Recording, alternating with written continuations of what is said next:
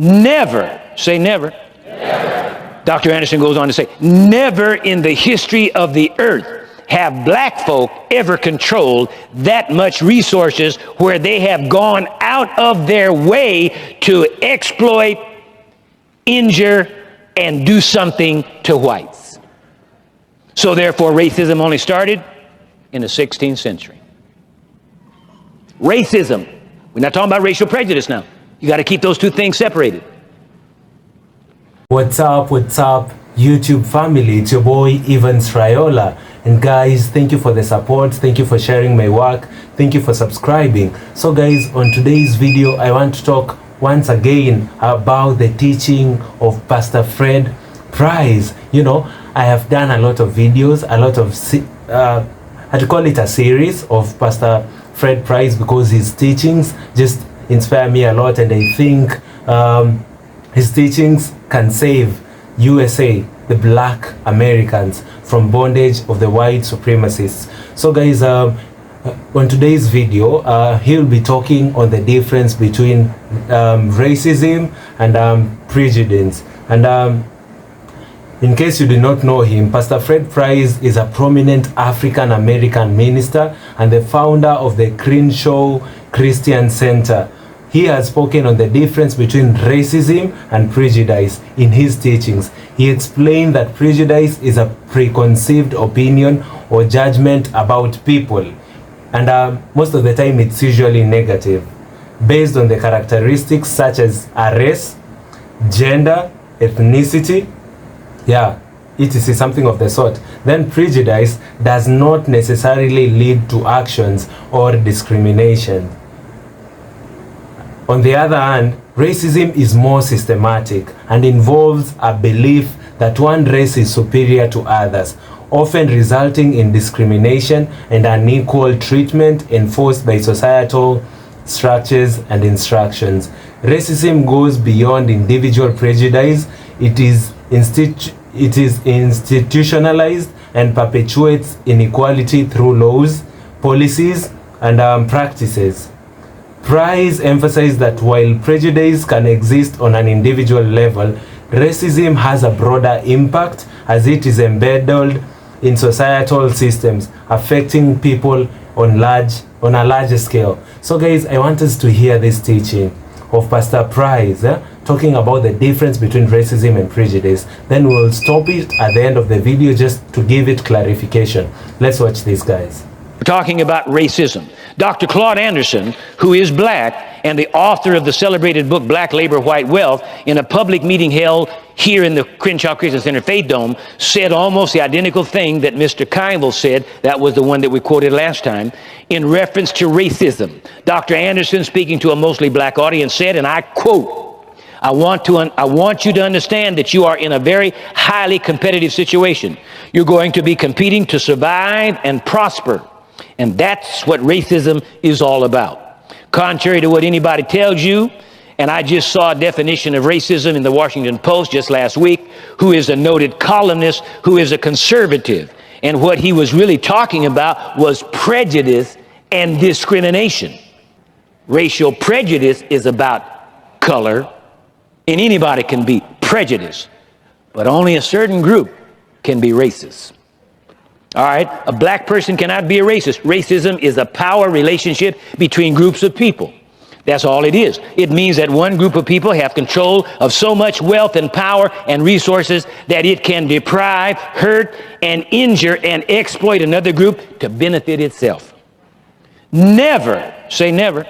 Never. Dr. Anderson goes on to say, never in the history of the earth have black folk ever controlled that much resources where they have gone out of their way to exploit, injure, and do something to whites. So therefore, racism only started in the 16th century. Racism. We're not talking about racial prejudice now. You got to keep those two things separated. Okay? When they began to commercialize slavery against blacks, that's when racism started. There was no such thing as racism before that. The other thing you need to know about racism is racism comes from the word race, R-A-C-E. Race means group. So whenever you hear people talking about you cannot prove racism because someone fires you from a job, they are absolutely right. And the power structure and all the white think tanks in Washington know that. That's why you can no longer prove racism. Because racism, hear this well, racism does not apply to an individual. It applies to a group. Because I discriminate against you, that's individual. That's personal. It's not group-based. And so you can no longer prove group-based discrimination. The second thing about the word race, which is very important, is that the word race means being in competition. Race means being where people are competing from here to there. And we're in competition. That's what racism means. Black people must learn how to compete and survive, or not compete and perish. The system is stacked against you.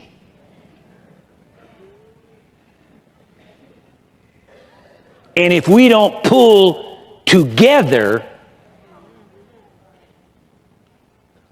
we're going to be in the dugout, not out on the playing field. We're going to be on the bench, not on the court shooting baskets.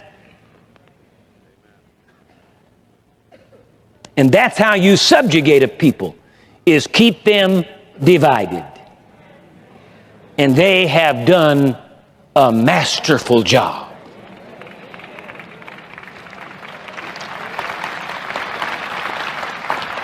Now listen, again, black people must learn how to compete and survive. Now, see, we're not talking about being against anybody. That's where everybody gets scared when you start talking about it. It's amazing. Every other culture group can come together and everybody thinks it's nice. But when black people try to get together, all of a sudden there's something wrong with that. See, that's a part of the mentality and the mindset to keep us divided so that we're fragmented and don't have strength. See, if you take a string, wrap it around your hand, just a little small string, and take the other string, the other end of it, and wrap it around your hand, and hold it like this and go, you can break that string. But you put 500 of them strings together, you will never break them.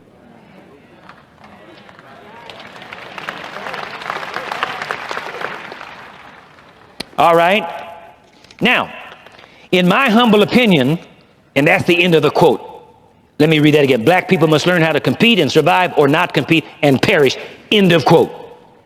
In my humble opinion, these statements by Mr. Kuyvel and Dr. Anderson say all there is to say about the definition of racism as practiced here in the United States. In other words, these two men have given us the technical definition of racism. However, in this segment of our teaching, my purpose is to talk about racial prejudice, which traditionally has been interpreted as racism.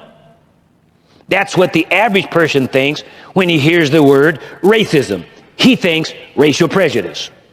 In a book entitled All God's Children, author Stephen L. McKenzie, Associate Professor of Hebrew Bible, Old Testament, Rhodes College, Memphis, Tennessee, copyright 1997 by Stephen L. McKenzie, on page 122, makes this illuminating statement, and I quote, "Despite the progress of the civil rights movement in the 1960s and the following decades, racism is still very much an issue in this country.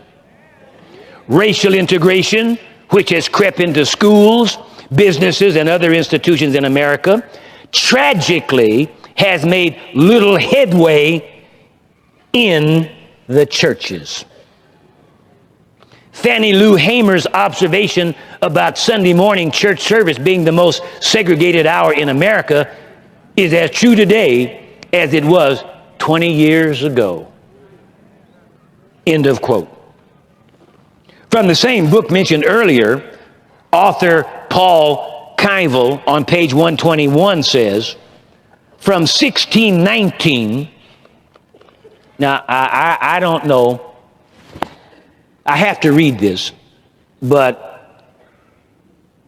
do you have have you ever been on a commercial airliner and right in the little pocket in front of you, they have little plastic bags in case you get air sick? Do y'all have any plastic bags with you today? Because what I'm getting ready to share with you now may tend to cause air sickness to come upon you. But I hope you'll be able to maintain yourself. From the same book mentioned earlier, author Paul Keivel on page 121 says, and I quote, from 1619 until slavery ended officially in 1865, 10 to 15 million Africans were brought here to America, and another 30 to 35 million died in transport. A journey called the Middle Passage. In all, 40, conservatively speaking, 40 to 50 million Africans were abducted or killed by our white American and European foreparents. End of quote. Now, we just quoted a white man, not an angry black revolutionary. We just quoted from the book of a white man. Caucasian, Caucasoid, white, 40 to 50 million were abducted or killed by our white American and European foreparents. End of quote. That's awesome, to say the least. We get upset and righteously indignant, and rightly so, when we think about Adolf Hitler and the annihilation of 6 million Jews during World War II, which was without question a tragedy. But who gets righteously indignant and upset about 50 million black Africans who were abducted or killed by the forefathers of this nation?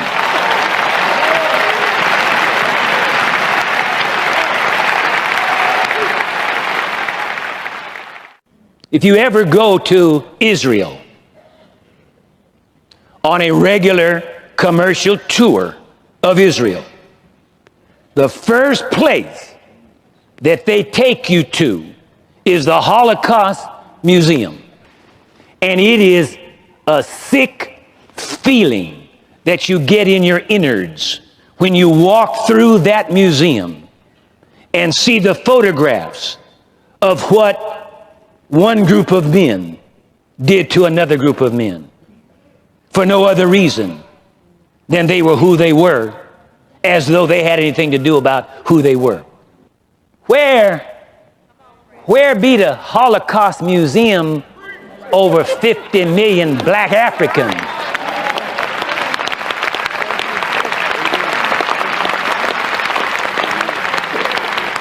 Well, I forgot, they don't count, they're just animals anyway, so forget them. Oh yeah, that's the attitude. Forget them. People want to get upset. I start talking about this and people get upset. You don't get upset with the Jews for having the Holocaust Museum. And I agree with him. I think they ought to have it. Thank God they have it. And hopefully enough people with enough brains will go there and see that mess and never be tempted to do that or let that happen again to any group of people. But what about the black Africans? Family, I really like Pastor Price's message, because he teaches people referring to books, from scholars who have done their research. At times he also gives Bible verses, At times he also gives his individual perspective to these matters affecting the black community in the Americas. it is so sad that I discovered this scholar way late after his death, but his teachings will keep on going, and that's why I keep on doing more videos, because his teachings were legit. His teachings were in line with trying to make Black America to be human beings, because many a times Black people in the US are discriminated. Black people miss the opportunities that they should be getting. Black people are marginalized. There is nothing in the system of the USA that is in support of a black man. So on today's video, he was speaking about the difference between racism and prejudice, and he made a reference of Dr. Anderson. I think he's called Dr. Claude Anderson. He also did a video about him. The previous video, you can go check it out. He's a really nice scholar, and he teaches well. He has a book known as the Black Journal, which he was trying to explain the atrocities that Black people go through in the US. So in this specific video, Pastor Price explains a phenomena about the difference between racism and prejudice in reference to Dr. Anderson's book. And he quotes that in one of Dr. Anderson's books, racial prejudice is about color, and anybody can be prejudiced, but only a certain group can be racists. So the main difference between prejudice and racism is that racism is like a system. It affects many people, just like race. The word race means a group. So racism is just a rot that is designed to affect a certain race, a certain group of people, while prejudice can be individual.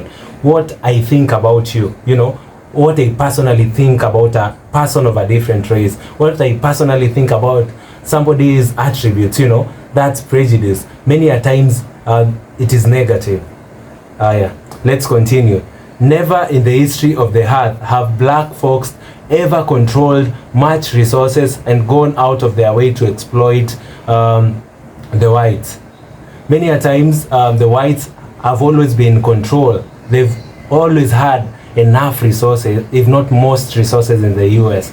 And what they are doing is try to defend the resources they have by trying to pull racist stands to Black people. They are really trying to avoid an emergence of Black dominance in the USA. That's their greatest fear for white supremacists in the USA. Racism only started in the 16th century. Racism does not apply to an individual. It applies to a group, just like I've mentioned. Race means being in competition. Black people should learn to compete and survive, or not compete and perish. We must compete as Black folks. We must stand for what we think is rightfully ours. These people cannot control us, because in this book it's written that racism racism is being in competition. Black people should learn to compete and survive, or not we shall perish. It's time that we counter these people. I know it's difficult, but we must fight. This has been an issue since the 16th century, but now we must continue fighting. We cannot tire. We must fight for what is rightfully ours. Then he proceeds to explain that the system is against Blacks, and if we don't pull together, the white supremacists will always keep us divided. That's the way they are doing it in the US. The white supremacists are really trying for them to divide Black folks in the USA. And if Black folks can come together on a common achievement, which should be equality in the US, then now nothing can divide us. Nothing from the political class, who are mainly white, can make the Black people of the USA to divide themselves. It's time that the Black folks must stay strong together. When other people come together, it's always nice. But when Black folks come together, something is always wrong. The white supremacists must find ways whenever they see the Black folks are trying to unite. They want to make us enemies. Let us look at the colonialism that happened in Africa. Do you know what they did? In Africa, most of these communities, or rather, let me start from the country perspective. Most of these countries were united, but after the Europeans landed in Africa during the colonial period, in my case, they landed in the East African coast. The first people to land were the Portuguese. They built a fort which was known as Fort Jesus. I did a video about it. Once they landed there, they started pushing for their own ideologies. The Brits later came and took over and conquered my country, Kenya, and they proceeded to use a tactic known as divide and rule, which is still happening in the USA, because they're trying to divide the black folks in the USA for their own agenda. So once they started dividing Africans in their own countries, Africans started fighting against each other, and they lost the whole point. That's the same tactic white supremacists are using in the USA today. So when other people come together, it's nice, but when it's black folks, no, they do not want it. Racial prejudice has always been translated as racism. Right now, we know the difference between racial prejudice and the actual racism. Prejudice is individual, racism is a system that must be enforced to a certain group of people. In a book known as All God's Children by a professor of Hebrew Bible in 1997, he quoted and said, despite the progress of civil rights movement in the 1960s, racism is still an issue. You know, there is nothing that has ever changed. Since the 1960s, we are passing through the same problems, man. The same old problems. In another book, A Book of a White Man, a book written by a white man himself, he says that from 1619 until the end of slavery, which was in 1865, 10 to 15 million Africans were brought to America, and another 30 to 35 million died in transit. You know, 30 to 35 million black folks from Africa died on transit then. Then 40 to 50 million Africans were abducted by white American, or rather Europeans.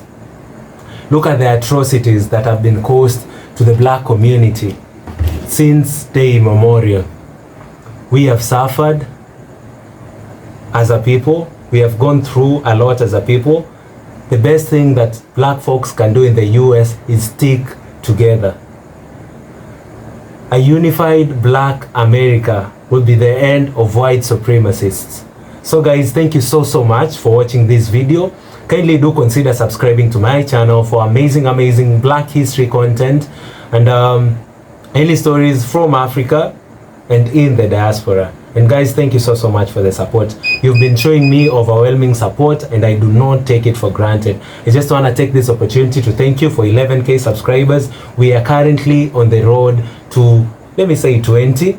Yeah, we can do it, guys. Let's hit 20K subscribers, and guys, I'll be so grateful. Comment down below, let me know what you think about the video. You can as well share it with your friends and family and spread the message. We need for black folks to unite together against white supremacists. So guys, thank you, and see you all in my next video. Goodbye for now.